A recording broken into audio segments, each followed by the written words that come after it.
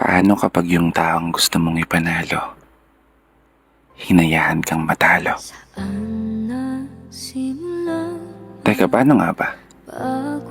Kapag yung taong inasahan mong magiging kakampi mo sa lahat, siya rin pala ang makakalaban mo sa dulo. Siya rin pala yung mananakit at sisira sa buong mong pagkatao. Paglilinaw lang ha, hindi ko to sinulat para saktan ka o ipaalala yung taong nanakit sa'yo.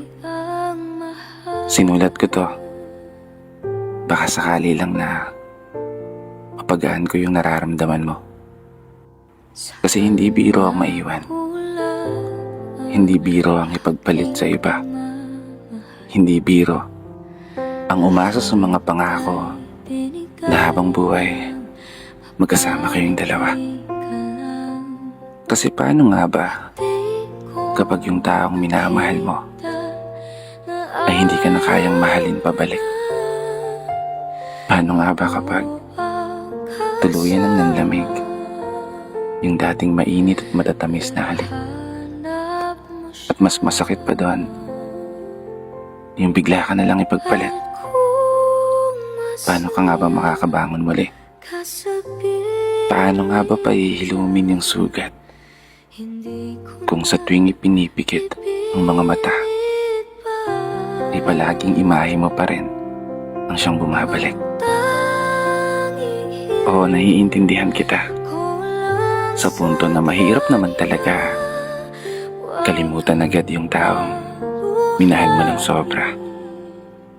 Mahirap naman talaga muling maging masaya kung nasanay ka na siya ang palagi mong kasama. Pero wala ka ng ibang magagawa kundi kailangan mong tanggapin ang lahat at maging matatag hanggang sa araw na humilom ang mga sugat at muling makausad na sa paglalakad ay wala ka ng lilingunin na alaala. Magiging okay ka rin balang araw. Makakaya mo rin yan. Mas mabuting gawin mo ngayon, mag-focus ka sa sarili mo at mas mahalin pa ang sarili mo. May dahilan ng lahat kung bakit nawala sa'yo, at yun ay marahil sadyang hindi pa para sa'yo. Palagi mong tatandaan, ang pag-ibig ay isang sugal na minsan pwede kang matalo at pwede kang manalo. Magtiwala ka lang sa kanyang mga plano, dahil darating din ang araw, mangyayari din lahat higit pa sa mga hinihiling mo. Isang mahigpit na yakap.